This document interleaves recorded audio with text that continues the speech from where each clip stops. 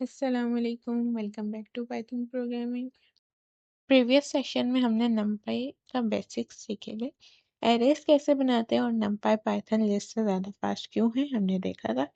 आज हम एक्सप्लोर करेंगे numpy के एरे ऑपरेशंस। numpy एरे के operations, indexing, slicing, vectorise operations जो डेटा हैंडलिंग को फास्ट और इजी बनाते हैं। जिसमें हम देखेंगे इंडेक्सिंग इन numpy एरेज। इंडेक्सिंग से हम एरेज के स्पेसिफिक एलिमेंट को एक्सेस करते हैं उसकी पोजीशंस के थ्रू। और स्लाइसिंग इन numpy एरेज, स्लाइसिंग हमें अलाउ करती है एरे का एक रेंज एक्सेस करते हैं स्टार्ट से एंड के थ्रू, जो कि हमें अलाउ करता है उसको एक्सेस करना। रेंज को यानी हम स्टार्टिंग पॉइंट एंडिंग पॉइंट दे के शुरू से बीच से एंड से कोई भी एलिमेंट्स को एक्सेस कर सकते हैं। फिर हम देखेंगे मल्टी डायमेंशनल एरे की इंडेक्सिंग, यानी जो हमारे पास 2D एरेज होते हैं मैट्रिसेस वगैरह, उनको हम जो है रो और कॉलम से एक्सेस करना देखेंगे। numpy में हम 2D एरेज मैट्रिसेस बना सकते हैं और उन एलिमेंट्स को रो और कॉलम कॉमा करके एक्सेस भी कर सकते हैं, जो हम देखेंगे। फिर वेक्टराइज ऑपरेशंस, numpy में वेक्टराइज ऑपरेशंस होते हैं, numpy उनको सपोर्ट करता है। मतलब आप पूरे एरे पर ऑपरेशंस कर सकते हैं बिना लूप के, यानी हम पूरे एरे को चेंज कर सकते हैं, यानी स्क्वायर कर सकते हैं, प्लस माइनस मल्टीप्लाई डिवाइड हम पूरे एरे पे एक साथ कर सकते हैं बगैर लूप यूज किए, जिसकी वजह से हमारी जो है वर्किंग फास्ट होती है। फिर इसमें बूलियन इंडेक्सिंग भी देखेंगे, यानी हम कंडीशन यूज करके एरे के स्पेसिफिक एलिमेंट्स को फिल्टर कर सकते हैं। और हम इसमें इन सब के प्रोग्राम्स देखेंगे। VS कोड ओपन करते हैं तो यहाँ सबसे पहले इंडेक्सिंग इन numpy एरेज, जो मैंने फाइल सेव की है उसमें लिखा हुआ है इंडेक्सिंग का। तो इंपोर्ट करना है numpy को एज np। फिर हमने सिंपल जो है numpy लाइब्रेरी को इंपोर्ट कर रहे हैं तो उसका शॉर्ट फॉर्म np से एक्सेस कर सकते हैं, जिस तरह प्रीवियस वीडियो में भी हमने देखा था। फिर हम एक एरे बना रहे हैं np.array करके, जिसमें हम 4 एलिमेंट्स रख रहे हैं 10, 20, 30, 40। फिर 0 हमारे पास पता है हमें कि एरे की जो है इंडेक्सिंग 0 से स्टार्ट होती है। तो यहाँ पे 10 0 है, 20 फर्स्ट पे, और 30 का इंडेक्स नंबर 2 है, और 40 का जो है हमारे पास 3 है। यहाँ पे एरे जो है हमने स्क्वायर ब्रैकेट्स में 0 लिखा है, यानी इंडेक्स 0 लिखा है, तो हमें 10 जो है प्रिंट होके मिलेगा। फिर हमने 3 लिखा है, 0 1 2 3, 3 पे 40 है तो हमें 40 प्रिंट होके मिलेगा, यानी हम एरे का फोर्थ एलिमेंट को एक्सेस कर रहे हैं। इंडेक्स 3 होता है, इंडेक्स हमेशा एलिमेंट की पोजीशन से एक कम होता है। numpy एरे की इंडेक्सिंग पाइथन लिस्ट की तरह ही होती है, स्टार्टिंग फ्रॉम 0। सिंगल एलिमेंट को हम जो है ब्रैकेट में उसका इंडेक्स नंबर यूज करके एक्सेस कर सकते हैं। फिर हमने लिखा हुआ है स्लाइसिंग इन numpy एरेज का जो है, अब यहाँ पे जो है हमने दोबारा एरे बनाया हुआ है 10 20 30 40 50, इसमें एलिमेंट्स है। अब इसको क्या कर रहे हैं, एरे का रेंज ऑफ एलिमेंट्स को एक्सेस कर रहे हैं, यानी हमने इसको एक रेंज दी हुई है, कहाँ से कहाँ तक, 1 से कोलन करके हम 4 तक दी हुई है। तो यहाँ जो है हमारे पास 1 से स्टार्ट होगा और इंडेक्स 4 से पहले तक, यानी एक कम तक जाता है। जो हमने लास्ट दिया है ये एक्सक्लूसिव होता है, इंक्लूड नहीं होता। तो यहाँ 0 यानी first element, first index, second index, third index तक हमारे पास जाएगा, जो कि हमारे पास 20 30 40 है, और इनको हमारे पास प्रिंट कर देगा आउटपुट में लिस्ट की तरह। तो यहाँ पे जो है स्लाइसिंग फॉर्मेट होता है, यानी हम स्क्वायर ब्रैकेट में starting point colon ending point दे रहे होते हैं, उससे एंड पॉइंट से एक कम तक जाता है। तो start index included, and index excluded. तो ये जो है सब एरे रिटर्न करता है, यानी एरे का ही कुछ पार्ट हमें रिटर्न कर रहा होता है, जिसको हम सब एरे बोल रहे होते हैं। फिर मल्टी डायमेंशनल एरे की इंडेक्सिंग हमने लिखी हुई है, किस तरह करते हैं। एरे 2D के नाम से एक वेरिएबल बनाया हुआ है, जिसमें हमने एरे बनाया हुआ है 2D एरे। मैट्रिक्स हमने जो बनाया हुआ है 2 डायमेंशनल 3 बाय 3 का ये, तो इसमें 3 रोज है 3 कॉलम्स है।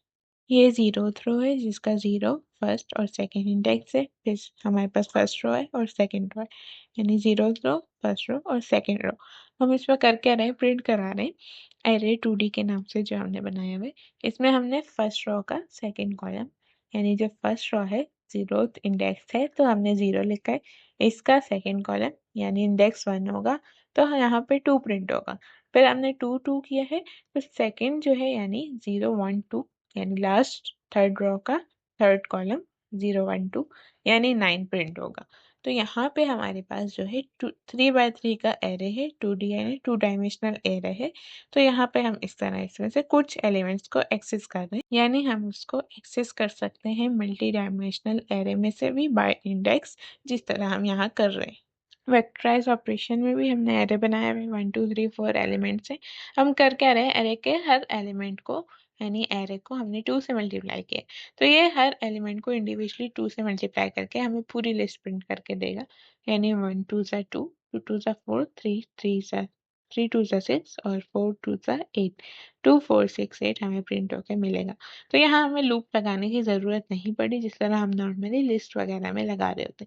फिर हमने एरे प्लस 5 किए, तो हर एलिमेंट को 5 प्लस करके हमें दे देगा, यानी 6 7 8 9 हमारे पास आउटपुट में आ रहा होगा। हर एलिमेंट से 5 प्लस हो गए। तो नमपाई में वेक्टराइज ऑपरेशंस का मतलब है पूरे एरे पर एक ही ऑपरेशन परफॉर्म करना, लूप्स की जरूरत नहीं है।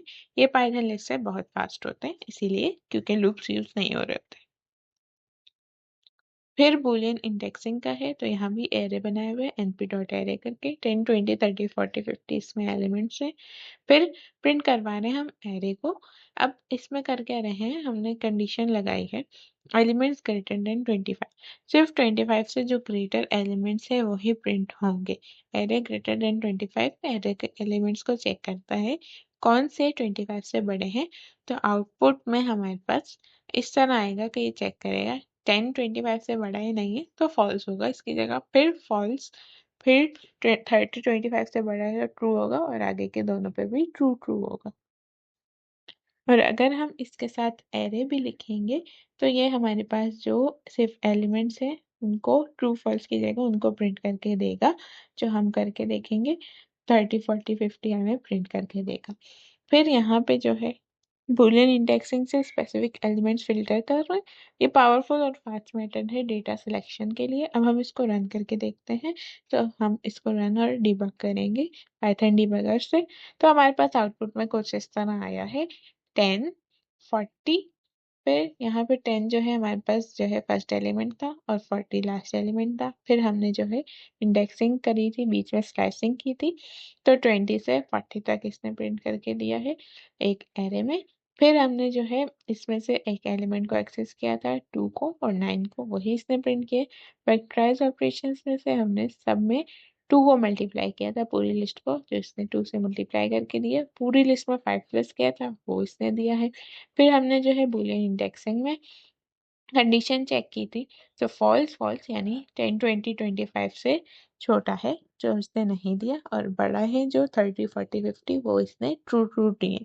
अब अगर हम यहाँ पे इस स्क्वायर ब्रैकेट से पहले एरे का जो भी हमने नाम दिया हुआ है ARR वो लिखेंगे और इसको दोबारा रन करते हैं, तो ये हमें कुछ इस तरह देगा।